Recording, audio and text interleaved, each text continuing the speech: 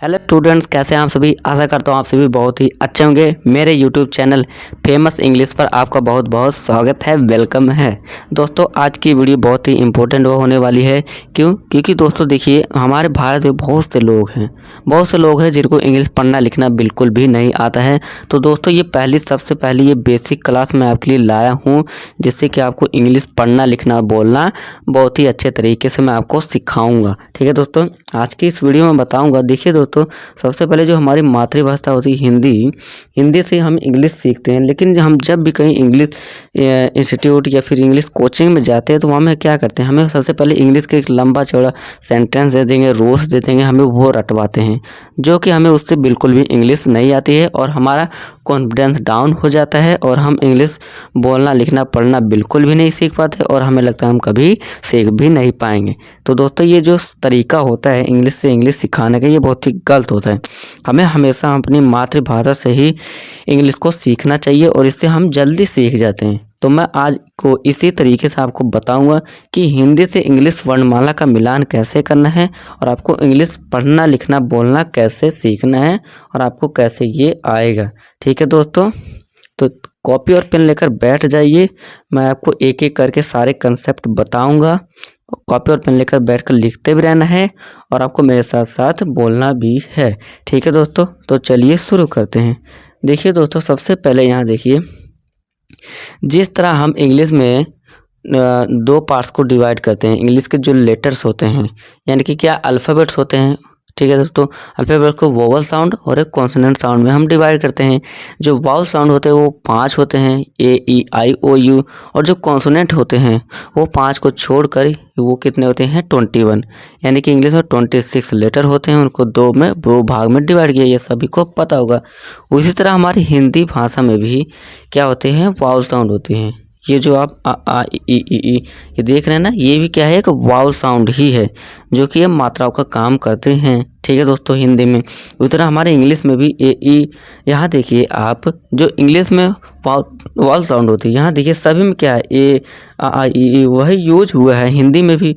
तो इनकी अगर हमें स्पेलिंग पता लग जाए कि कौन सा क्या यूज करना है, यानी कि जैसे कि आ के लिए हम क्या यूज करें, इंग्लिश ए है, आ के लिए बड़ा, आ के लिए ए या फिर डबल आ, अगर आपको इस तरह पता लग जाए तो आप इजीली इंग्लिश पढ़ना लिखना बोलना सीख सकते हैं। ठीक है दोस्तों, तो इसी तरह आपको हिंदी को सबसे पहले पढ़ लेना है। आपको हिंदी आता ही होगा, ये तो मैं आपको गारंटी देता हूँ, है ना। इसको आप पढ़ाने की ज़रूरत है नहीं मुझे, तो उस पर हम टाइम वेस्ट नहीं करेंगे। ठीक है दोस्तों, अब देखिए सबसे पहले आ के लिए क्या करते हैं, हम आ के लिए हम सिंगल ए लगाते हैं। ठीक है दोस्तों, आ के लिए आप याद रखिए, इनको याद कर लीजिए और इनको लिख भी लीजिए। ठीक है दोस्तों, इसको दीवार पर चिपका लीजिए ताकि आप इसको हमेशा याद रखें, ध्यान रखें।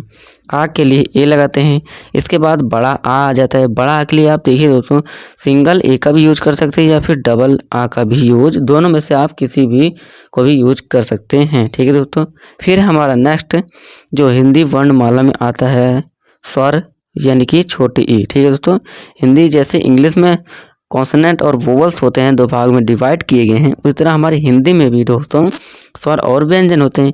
ये आ से लेकर आ तक स्वर है, का से लेकर ज्ञा तक क्या है दोस्तों, हमारा व्यंजन है। ठीक है दोस्तों, व्यंजन है। तो स्वर और व्यंजन की स्पेलिंग आज हम देख लेते हैं, इसको आप याद कर लीजिए, आपको इंग्लिश पढ़ना लिखना बोलना अच्छे से आ जाएगा। ई के लिए आप आई का इस्तेमाल करते हैं। फिर इसके बाद बड़ी ई, जो कि डंडी इस तरह होती है, इसके लिए आप डबल ई यूज करेंगे। उसके बाद है हमारा ओ, छोटा ओ के लिए यू यूज करेंगे। उसी प्रकार आप बड़े ओ के लिए डबल ओ, री के लिए आर आई। ठीक है दोस्तों, छोटा ए के लिए ए, छोटा ए यानी कि शॉर्ट साउंड ए ई यूज करेंगे। ए के लिए दोस्तों ए आई, ए के लिए ए आई यूज करेंगे। ओ के लिए दोस्तों आप ओ यूज करेंगे, जो कि साउंड हमें दे भी रहा है यही। ओ के लिए जो कि मात्रा दोस्तों देखिए ये होती है डंडी और डबल ये होता है दोस्तों, ये देखिए डंडी ओ, इसके लिए हम ए और यू का यूज करते हैं। ठीक है दोस्तों, इसके बाद आहंग आ जाता है। आहंग के लिए ए और एन का यूज किया जाता है। फिर है दोस्तों आह, आ के लिए हम ए और एच का यूज करते हैं। ठीक है दोस्तों, यानी कि एक वाउल और एक कॉन्सोनेंट। ठीक है दोस्तों, तो ये बहुत ही इम्पोर्टेंट है दोस्तों, क्योंकि दोस्तों जो हमारी इंग्लिश है इन्हीं पर टिकी है। आज से लेकर आ तक अगर आपको ये आ जाते हैं स्वर व्यंजन और AEIU को कंसेप्ट अगर आपको क्लियर हो जाता है तो आपको इंग्लिश पढ़ना लिखना बोलना जितना भी आप कुछ भी कहिए सारा कंसेप्ट आपको आ जाएगा और आपको इंग्लिश बस बहुत ही आसान लगेगी। ठीक है दोस्तों, अब चलिए हमने स्वर के बारे में तो पढ़ लिया, अब पढ़ते हैं हम व्यंजन की इंग्लिश कैसे बनाते हैं व्यंजनों की, यानी कि कॉन्सोनेंट्स इंग्लिश में कहते हैं जिन्हें। तो का के लिए आप क्या यूज करेंगे, के का, खा के लिए के एच का। ठीक है दोस्तों, खा के लिए के एच, गा के लिए दोस्तों ओनली जी, घा के लिए जी एच का, णा के लिए एन, चा के लिए सी एच, छा के लिए सी डबल एच, यहाँ सी एच था यहाँ एक और एच लगा दीजिए। जा के लिए कभी कभी जे का यूज करते हैं और कभी कभी जेड का, झा के लिए जे एच का, अइया के लिए आप एन का, ज़्यादातर इसका यूज नहीं होता है दोस्तों। फिर है टा के लिए टी का यूज करेंगे आप, ठा के लिए टी एच, डा के लिए डी, ढा के लिए डी एच, णा के लिए एन का यूज करेंगे, ता के लिए टी, था के लिए टी एच, यहाँ था के लिए ओनली टी था, यहाँ था के लिए आप क्या कर दीजिए एच लगा दीजिए, था के लिए टी एच, दा के लिए दोस्तों डी, धा के लिए डी एच, दा के लिए देखिए दोस्तों आपने डी याद कर लिया, बस धा के लिए एच याद कर लीजिए, यानी कि डी और एच लगेंगे। ठीक है दोस्तों, ना के लिए एन, और पा के लिए दोस्तों क्या यूज करना है, हमने पी का यूज करना है। फा के लिए दोस्तों कभी कभी हम एफ का यूज करते हैं और कभी कभी पी एच, आप दोनों में से किसी को भी यूज कर सकते हैं। ठीक है दोस्तों, दोनों ही करेक्ट होगा। फिर है हमारा बा के लिए बी यूज करेंगे दोस्तों, भा के लिए दोस्तों हम यूज करेंगे बी एच का। ठीक है दोस्तों, जैसे देखिए दोस्तों बा के लिए क्या था, बी था, अब भा के लिए बस इतना याद रखिए एच लगा दीजिए उसके साथ में बी के साथ, तो ये क्या हो जाएगा भा बी एच। फिर दोस्तों माँ के लिए एम यूज करिए। ठीक है दोस्तों, या के लिए वाई और ए का डबल।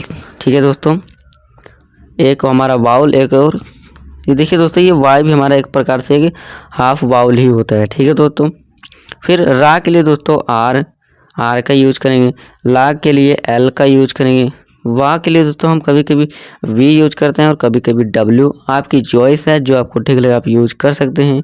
फिर है स यानी कि सलजम वाला एस और एच का, इसका आपको ध्यान रखना है, एस और एच का यूज करेंगे। फिर है षटकोण वाला सा, इसके लिए भी हम क्या यूज करेंगे एस और एच का। और ये सा वाला सा यानी जो मेरा नाम सोहन है उसके लिए ओनली एस। ठीक है दोस्तों, इसका आपको ये ध्यान रखना है, इस सा के एस एच, इस षटकोण वाले के एस एच, और इस सा के लिए एस ओनली एस। हा के लिए दोस्तों आपको एच का यूज करना है। और छ से क्षत्रिय जो होता है इसके लिए 3 आते हैं, 3 कॉन्सोनेंट आते हैं, जैसे कि के एस एच, ये आपको याद रखना है के एस एच। और त्रा के लिए भी देखिए 3 आते हैं, एक वोवल और 2 कॉन्सोनेंट टी आर ए त्रा। अब है last but not the list ग्या कॉन्सोनेंट हमारा, यानी कि व्यंजन ग्या, इसके लिए क्या होगा, इसके लिए भी 3 GYA 3 लेटर्स यूज होते हैं ग्या, तो इनको आपको याद रखना है, इम्पोर्टेंट है। ठीक है दोस्तों, तो दोस्तों ये था हमारे हिंदी से इंग्लिश वर्णमाला का मिलान, ये बहुत ही इम्पोर्टेंट है, आपसे नोट कर लीजिए और इसको याद कर लीजिए। ठीक है दोस्तों, तो दोस्तों नेक्स्ट वीडियो में आपको कैसे इसको यूज करना है उसके बारे में बताऊंगा, तो चैनल को सब्सक्राइब कर दीजिए। ठीक है दोस्तों, और हमारे इस वीडियो को लाइक कर दीजिए और अपने दोस्तों के साथ भी इस वीडियो को शेयर कर दीजिए ताकि वो भी इंग्लिश सीख पाएँ। दोस्तों मिलूंगा आपसे नेक्स्ट वीडियो में नया टॉपिक के साथ, तब तक के लिए आज की इस वीडियो में इतना ही। नमस्कार।